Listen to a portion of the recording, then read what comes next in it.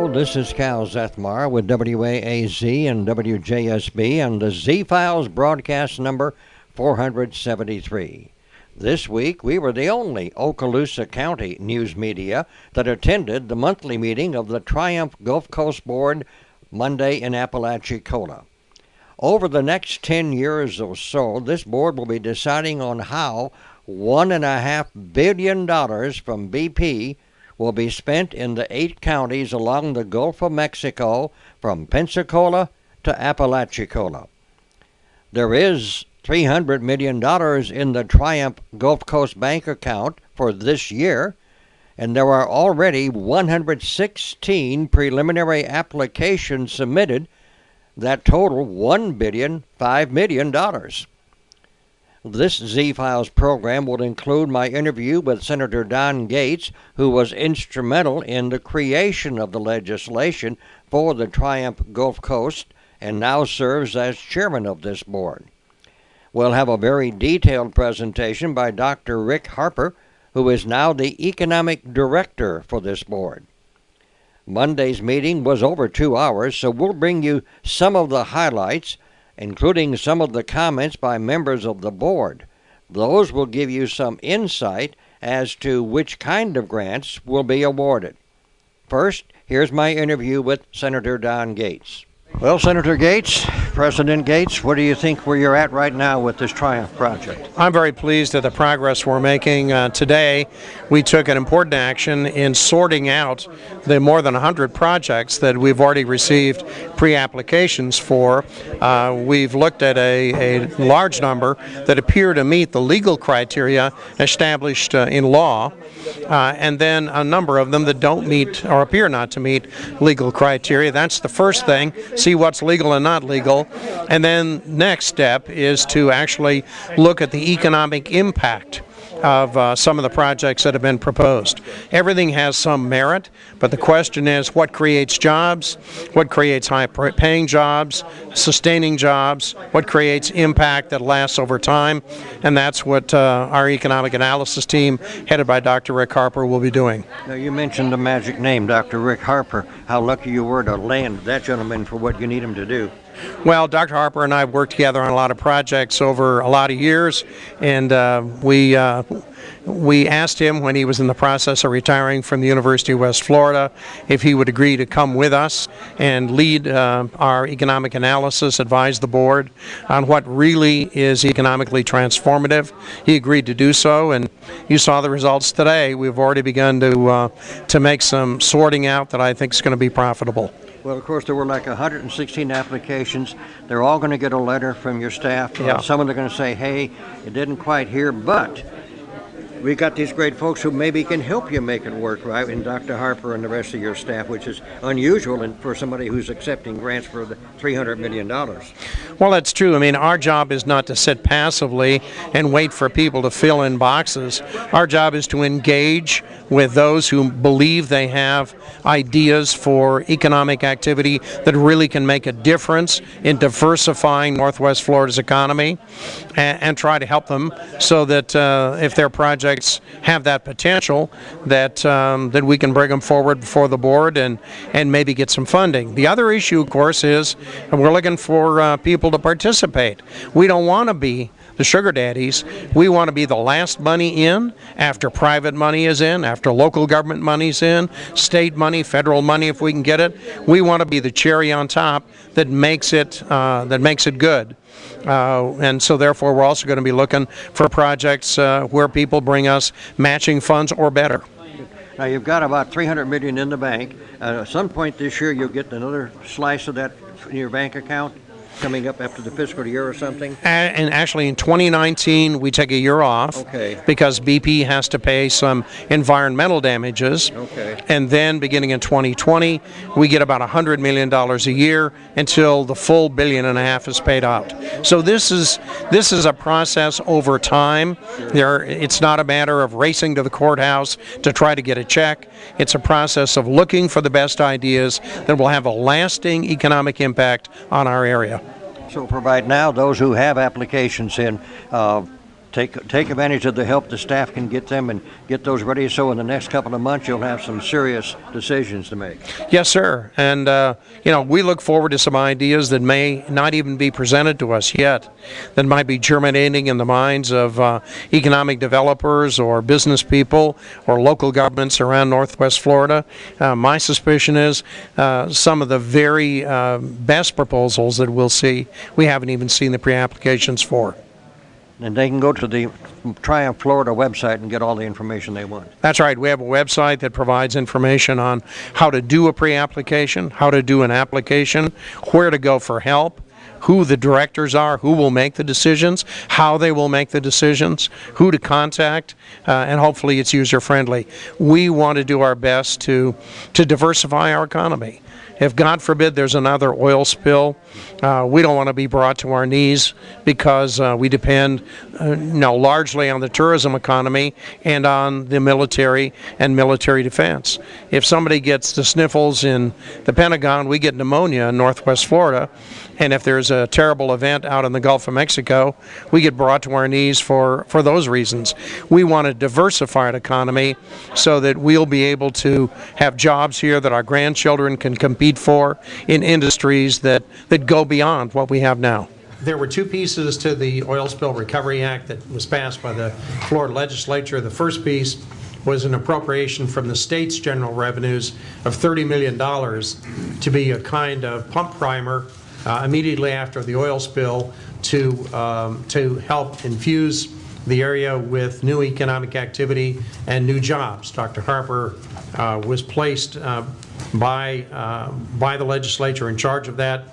He administered that program.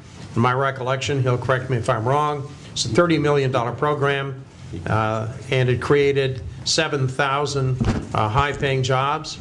Jobs that we're very proud to have and still have.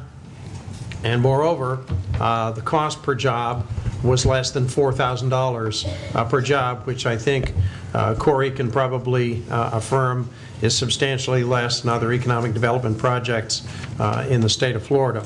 The second part, of course, of the Oil Spill Recovery Act was, as Speaker Benz indicated, the provision of 3/4 of the economic damages agreed to by the federal courts and by BP to be expended through Triumph Gulf Coast. Dr. Harper has now agreed to be our economic advisor on this larger part of the project. We welcome him, and Dr. Harper, the floor is yours. Thank you, Mr. Chairman and directors. It's a pleasure to be a part of the Triumph team. It was bittersweet, of course, to retire from the University of West Florida in December, but I'm delighted to have been able to join the Triumph team subsequent to that. And you've asked me, Mr. Chairman, to comment briefly on the project and what is economic activity, what is economic impact, and how might that relate to some of the projects that are proposed to the board for their consideration, and what are some of the decision criteria that would go into forming an opinion about whether these are in fact the best projects that we would see from the geographies around the region, and also are we seeing the best projects that we might reasonably expect to see over the next number of years as the Triumph program moves forward. BP is, of course, responsible for 18 payments, for 15 payments over 18 years, and those hopefully will come in without being allocated to other uses in the future. I guess the first thing to say is that BP has spent over $60 billion on the Deepwater Horizon disaster.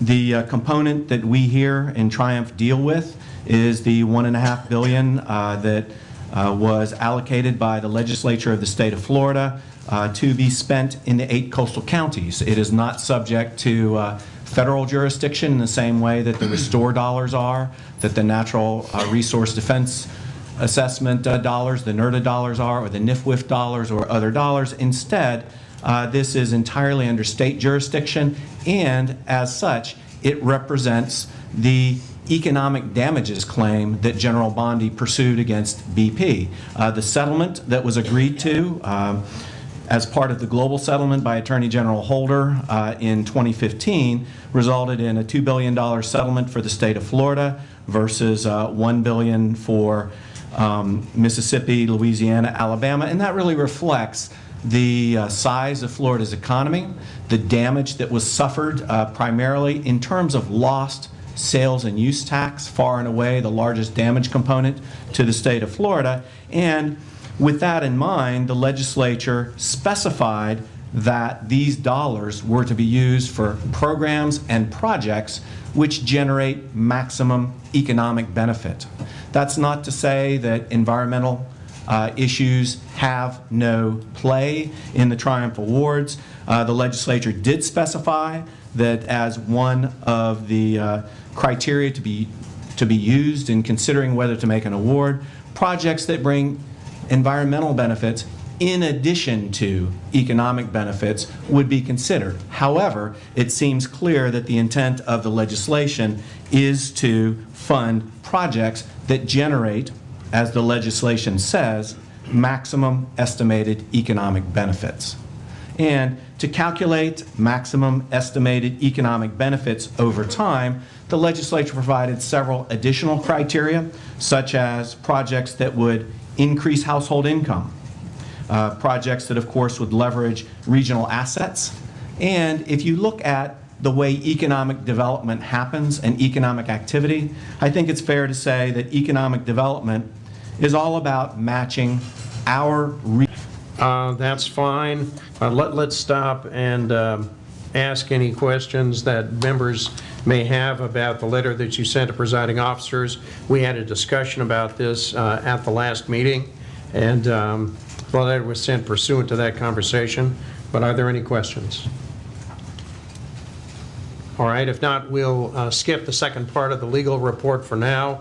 We'll move into the finance report and recognize our treasurer, Stephen Riggs. Mr. Riggs. Thank you, Mr. Chairman. In front of you and with a blue backing, you will see a copy of the financial statements. This will go rather quick because the financial statements today look very similar to what they have the previous several months. On our first page, we have our balance sheet, and we have roughly $300 million. And in the liability section, you have to remember that the interest that we earn, we turn back around and make a wire back out to the DEO. So we have that liability showing there for the interest that we've earned. On the next page, you'll see our statement of activity. Think of it as our profit and loss statement. And again, our burn rate was about $30,000 this month. And again, barring any unforeseen expenditures, our burn rate will be about $30,000 a month. On the next few pages, they have some additional information. On the last page is our budget to actual. Again, our budget to actual so far year to date, we're okay. We're within budget. So that is my financial update. If there are any questions, I'll be happy to answer any questions. Questions for the treasurer? Any questions? If not, Mr. Riggs moves the concurrence and approval of his report. Is there a second? Second. Second by Mr. Connolly. Other questions? Is there debate? Is there objection? Seeing no objection, show it adopted. And now let's move to proposed bylaws change. And Susan, are you handling that? Here, I'm handling it. Or are you handling that? Yep. Okay, Mr. Riggs. Okay, again, it's actually amendment and restatement of our articles of incorporation. And again, in your packet, you'll see that information. The only thing we've changed is the type of not-for-profit status. Again, we're going from a 501 A to a C, and all this is going to do is just smooth the process to get our IRS determination letter as being a not-for-profit. So it's a very minor change, and I'd like to move to approve this change to our articles of incorporation. There's a motion. Is there a second? Second. Second by Dr. Dana. Are there questions? Steve, could you tell us, is there any material change in the operations of the organization as a consequence of this change in status? Absolutely not. This is just a minor, very minor technical issue to get our IRS determination letter. All right. Is there debate? Is there objection? Does any member object? Yes, Mr. Connolly. One more question. My apologies, didn't get there fast enough. So in terms of our filing for 2017, we haven't filed anything with the IRS. So anything new we're going to have to do retrospectively? No. Again, we will file. We have plenty of time to file. If we need additional time, we could get an extension. But once we get this IRS determination letter, we will be able to. We're also going to begin our audit in the meantime. So usually, subsequent to completing the audit, assuring we have good numbers, then we will file our tax return. Thank you, Mr. Chairman. Any further questions? Debate? Any objection? Show to adopt it as presented. And now let's move to the recommendation for payment of prior services. Let me say by word of introduction that when Speaker Benz basically created this organization, he did so with the help of a law firm and also professional staff who I think it's proper to say, Mr. Speaker, were not compensated in any fashion at the time. There may have been an expectation on their part, or maybe not, that they might be compensated if funding did actually come through in the settlement. It did come through, and so this board has previously voted to authorize Speaker Benz to evaluate the costs of the services provided prior to the appropriation and to make a recommendation of the board. We've discussed this before, but Speaker Benz is, I believe, here today with a report and a recommendation, Mr. Speaker. Thank you, Mr. Chairman. Beginning in October of 2015, we received, I say we, the state of Florida began receiving not money, but an approval of a settlement agreement between BP and the state of Florida. While Triumph Gulf Coast had been formed statutorily a couple of years before that, once the deal was made, it was serious. And at that point in time, the Triumph board had informally asked me to be chairman. And while for the first year or so we did very little, once the settlement was agreed to, we had to get in action. We had to start. So I brought on board, I talked Susan Skelton into coming on board.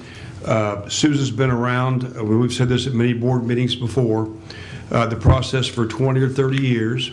Actually, she headed up the Taxation and Budget Reform Commission staffer back in 2008 and is invaluable. She understands the process and is very, very, very well organized. She's been working for free up until we formally were incorporated in 2017, almost 2 years later.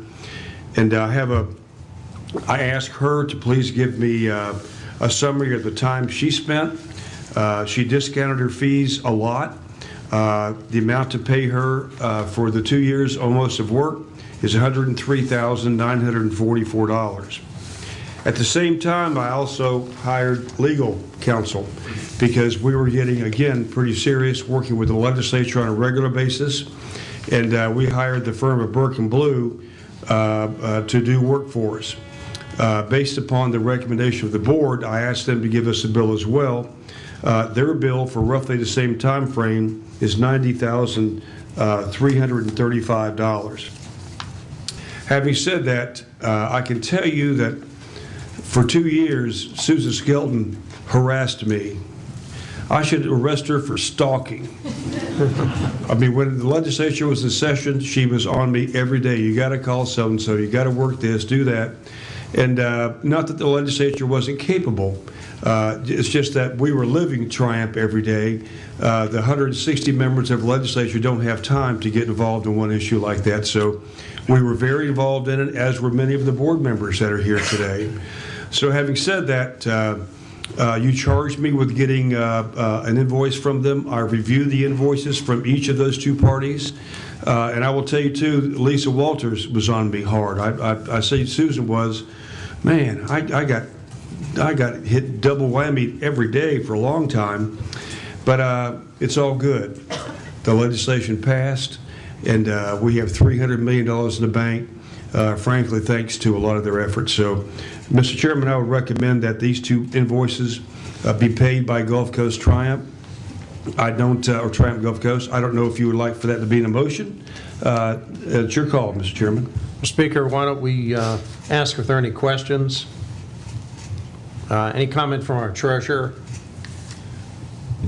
Yeah, I would say I concur with you on reimbursing some of these expenditures, because had we been operating with the cash, we would have incurred certain expenditures as time went on. We laid a lot of groundwork to get us to this point, so we could start accepting pre-applications as early on as we have. If we had not started this process when we did, it would have set us back, a substantial amount of time. So I'm in favor of reimbursing Burke and Blue and Miss Skelton for their costs incurred. And Mr. Chairman, if I could also add, we sent a letter to the Attorney General of Florida asking just to wear belt and suspenders if it was okay if we made these expenditures. And General Bondi said yes. So I think we've done sufficient homework to make sure that we're acting according to Florida statutes. Thank you, Speaker. Are there any other questions? Is there debate? Any debate? Is there objection? Does any member object? If not, show it adopted. And now let's move on to a presentation by Dr. Harper. Excuse me. As Susan indicated, Dr. Harper is the leading business economist, certainly in Northwest Florida, and many believe in Florida. I can tell you, just by way of introduction, that when we passed the Oil Spill Recovery Act, it came in two pieces. The first was is that your introductory music, Dr. Harper? That's Scott. Is that Scott Remington's way of saying goodbye? Yeah, Liz, you're here, so. Bye-bye. We got put on hold. Yeah. There were two pieces to the Oil Spill Recovery Act that was passed by the Florida legislature. The first piece was an appropriation from the state's general revenues of $30 million to be a kind of pump primer immediately after the oil spill to help infuse the area with new economic activity and new jobs. Dr. Harper was placed by the legislature in charge of that. He administered that program. In my recollection, he'll correct me if I'm wrong, it's a $30 million program, and it created 7,000 high-paying jobs, jobs that we're very proud to have and still have. And moreover, the cost per job was less than $4,000 per job, which I think Corey can probably affirm is substantially less than other economic development projects in the state of Florida. The second part, of course, of the Oil Spill Recovery Act was, as Speaker Benz indicated, the provision of 3/4 of the economic damages agreed to by the federal courts and by BP to be expended through Triumph Gulf Coast. Dr. Harper has now agreed to be our economic advisor on this larger part of the project. We welcome him, and Dr. Harper, the floor is yours. Thank you, Mr. Chairman and directors. It's a pleasure to be a part of the Triumph team. It was bittersweet, of course, to retire from the University of West Florida in December, but I'm delighted to have been able to join the Triumph team subsequent to that.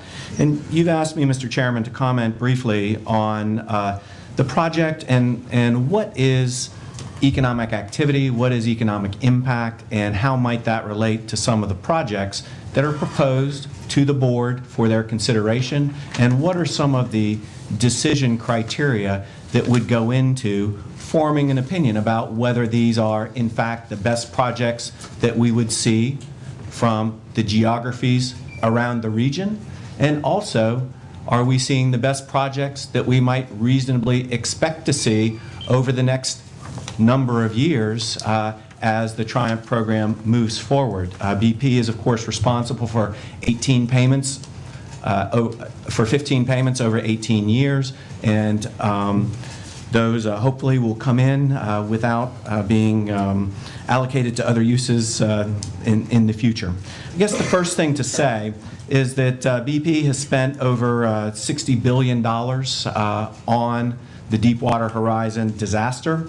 The component that we here in Triumph deal with is the $1.5 billion that was allocated by the legislature of the state of Florida to be spent in the 8 coastal counties. It is not subject to federal jurisdiction in the same way that the Restore dollars are, that the Natural Resource Defense Assessment dollars, the NERDA dollars are, or the NIFWIF dollars or other dollars. Instead, this is entirely under state jurisdiction, and as such, it represents the economic damages claim that General Bondi pursued against BP. The settlement that was agreed to as part of the global settlement by Attorney General Holder in 2015 resulted in a $2 billion settlement for the state of Florida versus $1 billion for Mississippi, Louisiana, Alabama, and that really reflects the size of Florida's economy, the damage that was suffered primarily in terms of lost sales and use tax, far and away the largest damage component to the state of Florida. And with that in mind, the legislature specified that these dollars were to be used for programs and projects which generate maximum economic benefit. That's not to say that environmental issues have no play in the Triumph Awards. The legislature did specify that as one of the criteria to be used in considering whether to make an award, projects that bring environmental benefits in addition to economic benefits would be considered. However, it seems clear that the intent of the legislation is to fund projects that generate, as the legislation says, maximum estimated economic benefits. And to calculate maximum estimated economic benefits over time, the legislature provided several additional criteria, such as projects that would increase household income, projects that, of course, would leverage regional assets.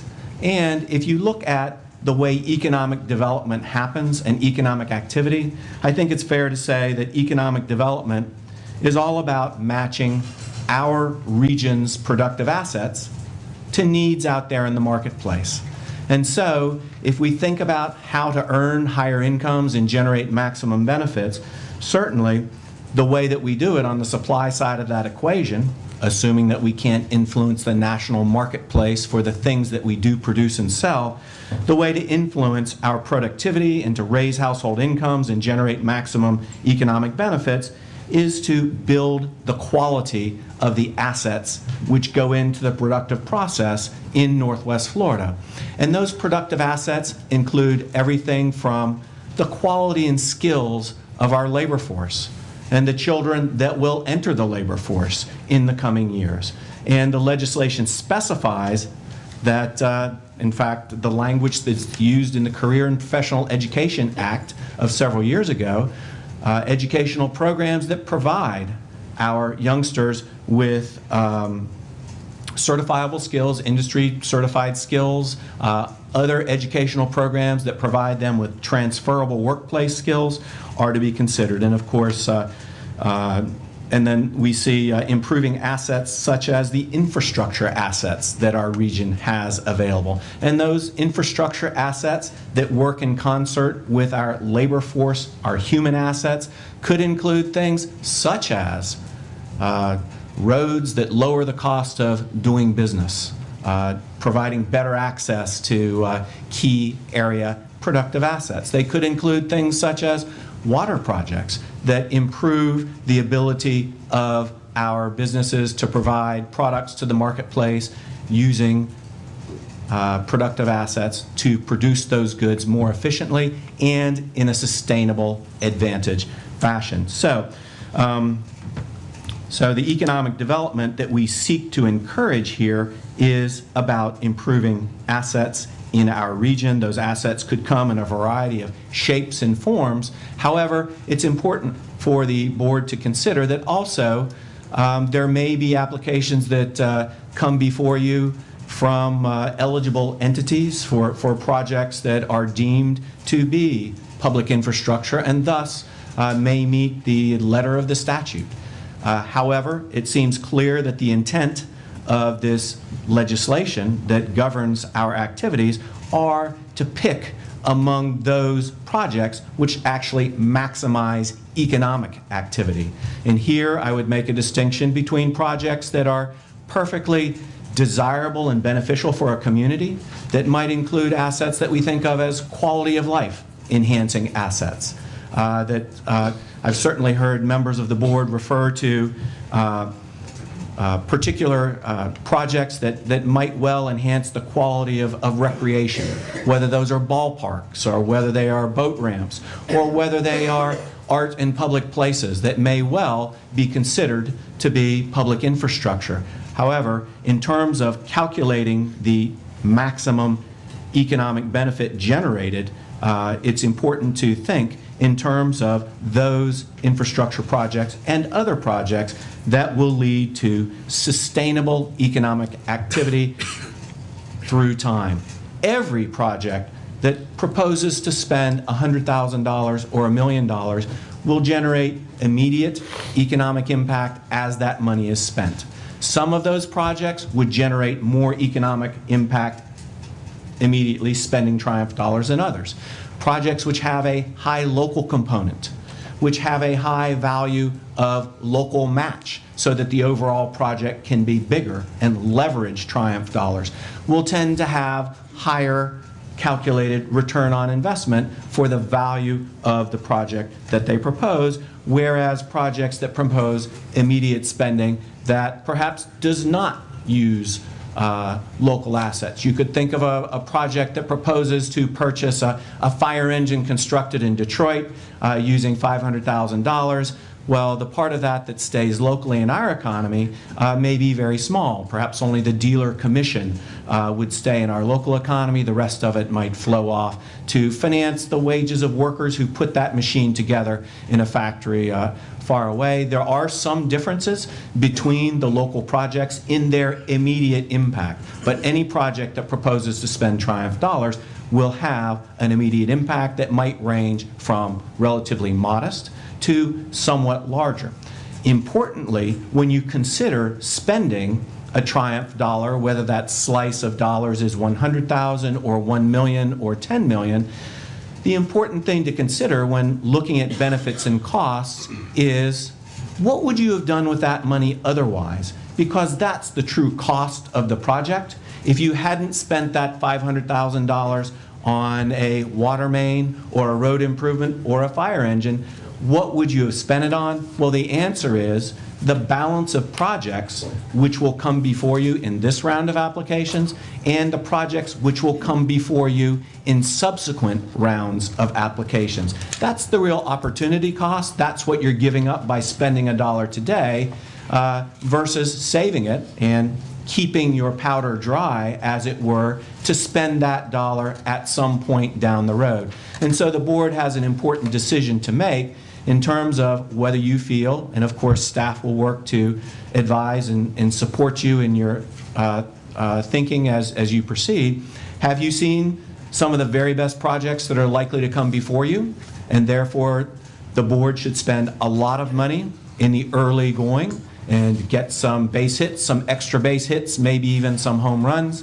Or should the board keep its powder dry, thinking that perhaps some of the best projects to come are still waiting on the sidelines to see exactly what this application process looks like? Now, having said that about the immediate impact of projects, the ones which will score highest in terms of the overall contribution to economic activity of a particular project are the ones that generate sustainable economic activity. And so these would be projects that contribute to building a base for future economic activity that is net new to the region. And so we all understand the concept of future economic activity and jobs and local economic product and spending, the local analog of gross domestic product, so local spending. However, what we know from our economic development experience, and all of you certainly have experience in evaluating various economic development proposals, is that by and large, projects which bring net new activity which would not have existed absent the project, are going to be the ones that score most highly.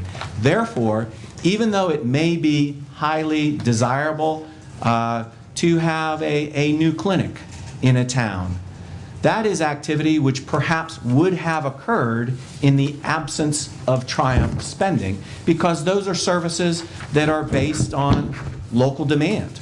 They are not nationally traded sectors. Instead, they are locally traded sectors where people spend at their local grocery store, where they spend at their local restaurant, where they spend at their local retail outlet.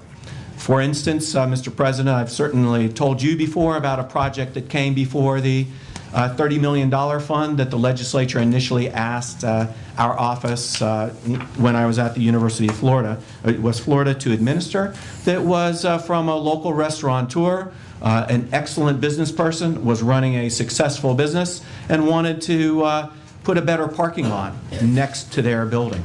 Well, the requirement traditionally in incentivizing economic activity was that economic development incentives, such as Triumph dollars, should not be put towards buying market share for an existing local competitor that would come at the expense of other local competitors. Therefore, the projects which generate the highest net new, that is, very new to the region, wouldn't have arisen just through the natural supply process of saying, do we need another substation here to serve the population? Do we need another doctor at this clinic to serve the needs of the population? Do we need another restaurant because it can be supported? Those will not generate net new economic activity. Instead, they're just part of the spin-off process, the ripple effect, the multiplier effect of new export industries. And those export industries exporting from our region do not have to be traditional manufactured goods. Certainly in the last several years, a major financial services firm in Pensacola has worked with Enterprise Florida to receive economic development incentives. They provide financial services. They provide mortgage assistance for families around the country and, in fact, around the globe. But they are an export industry because their activities are financed by the origination fees generated by those mortgage applications from Florida, from Alaska, from Japan, and so they are an export industry. They bring income from abroad to support payroll that occurs here in our affected region. So the projects that score the highest will be those that generate net new economic activity, whether manufacturing or services. And so those are the projects that we will be looking for and will score the highest. Board members have mentioned in previous meetings they want to see that Triumph dollars are the last dollars in. Well, what that means, it's not necessarily a calendar term that they are the last ones to be added to a project from a calendar sense, but rather that the Triumph dollars are, as Scott Remington would say, dispositive. They are the things that put the project over the top. That there's perhaps 90 cents of other match out there, but the Triumph are the 10 missing cents that helps put the project over the top. So high impact projects will show Triumph dollars as the last dollars in because they have a high level of match. And we've talked about what that match might be. In my conversations, board members have indicated that it's important that that match, it could have occurred last year even, as long as the match is seamless.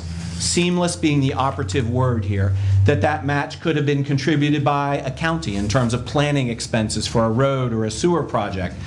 and they're asking Triumph for dollars to finish that project. Well, is it appropriate to say you can't count those earlier dollars because they were already expended? The Triumph dollars are not going to encourage new spending. That part of the spending's already been done.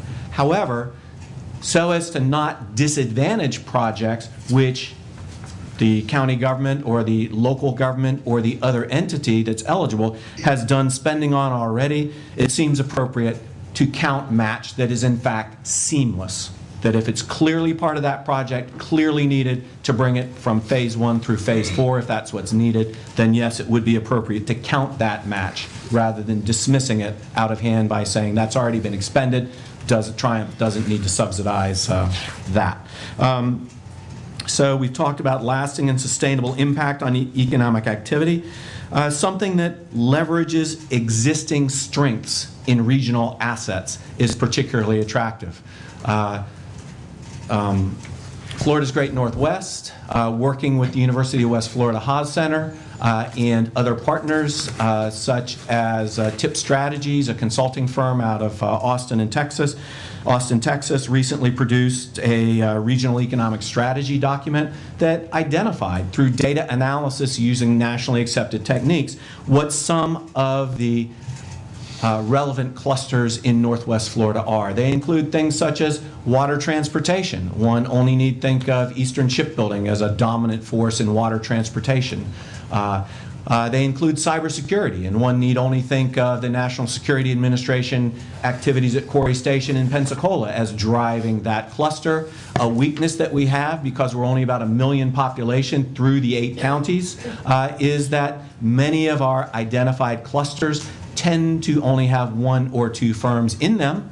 However, to the extent that we can leverage those existing assets that have led to an identified cluster, where a cluster is identified as having a lot more employment density here in our region in that sector than would be expected if we looked like the national average, well, perhaps we can support those activities by looking at incentivizing activities which support that regional cluster, perhaps not a firm specifically, but rather the needs in terms of labor market training for specific occupations that are typically employed in that cluster. Those sorts of things would score higher on economic activity. We've talked about the role of traded clusters versus non-traded local clusters and the importance that they carry. Well, what would be some things that would lead to a low calculated return on investment, low calculated return measured as economic activity?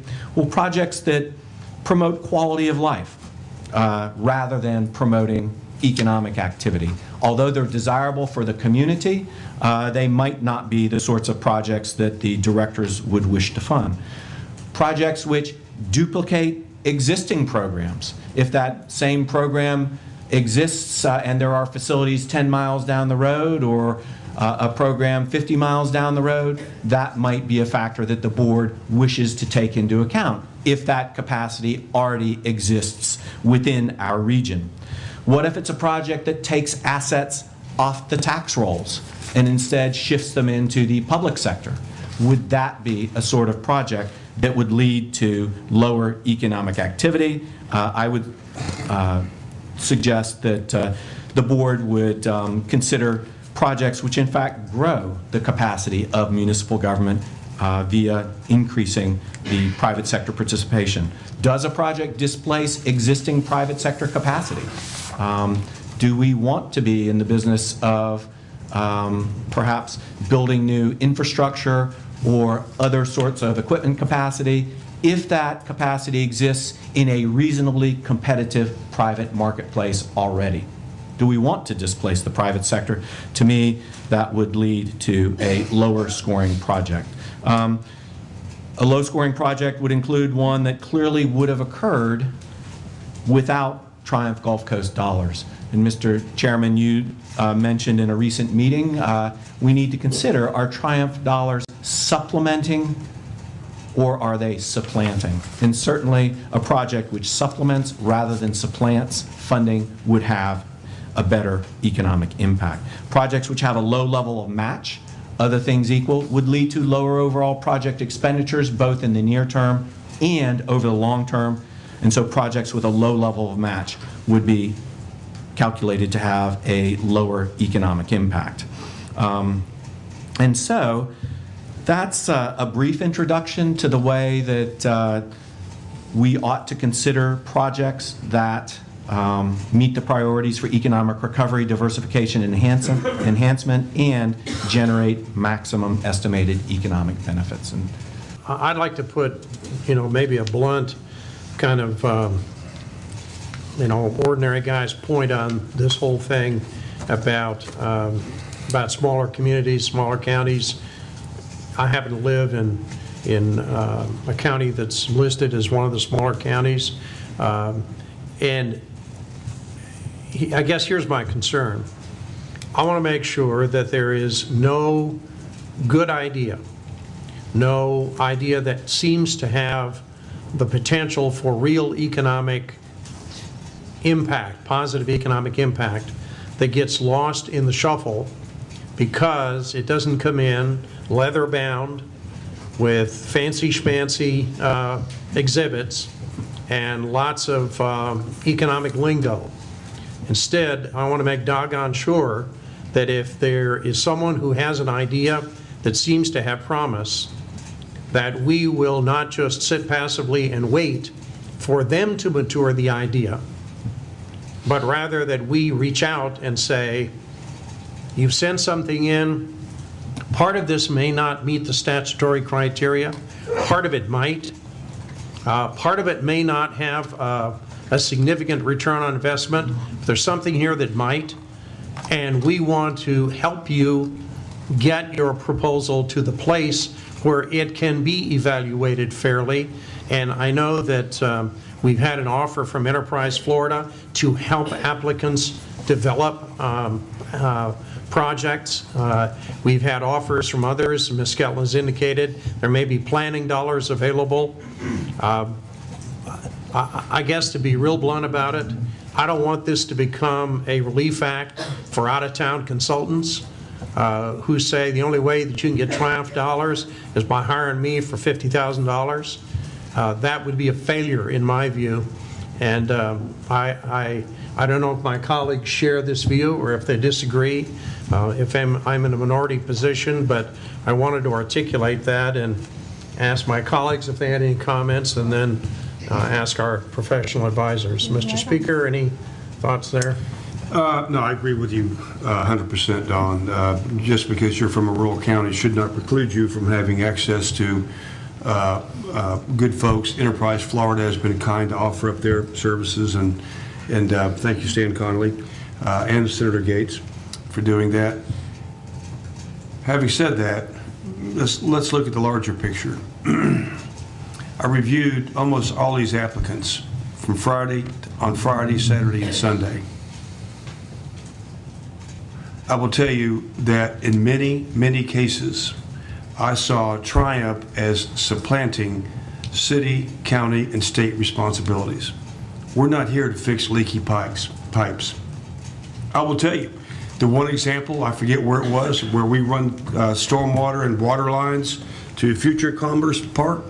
No, that's the field of dreams, man. Those happen rarely. I think everything we do needs to be tied, hopefully directly, to economic activity. What kind of impact will this project have to bring new jobs to our area? How can we improve infrastructure to increase and diversify our economy?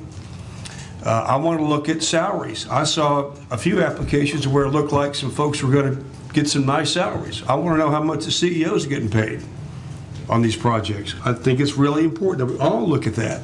Number one, if it's astronomical, it's embarrassing to us, and you're going to be mad about it, and I would be mad as well. You know, in 2007 to 2010, the federal government and state governments and local governments to a certain extent decided to spend a lot of money to create jobs right then. And we needed them, and a lot of them worked. I'm not criticizing what happened. My vision of Triumph is not to create one-year construction jobs. or 2-year construction jobs. That's not, if it creates 50 one-year construction jobs, that's not what drives me. What drives me is going to be, what kind of impact will this project have on increasing and enhancing the economic activity of that area or the entire area. So I can tell you there's a lot of work to be done. There's a lot of money that's been asked for that we don't have. I would suggest, and I'm just one vote, and I'm being very blunt, I understand that, but I want y'all to know how one member of this committee is going to be, and that is, I'm going to be very skeptical if you are using money to do infrastructure work in your community that you should be doing. If you want it because it will help bring an industry to your area or expand existing industries or enhance the overall area in terms of creating jobs, you got my attention. You got my attention then. So I know you're probably mad. A lot of you folks are. But that's just, Mr. Chairman, you asked me my opinion, and I'm happy to give it to you.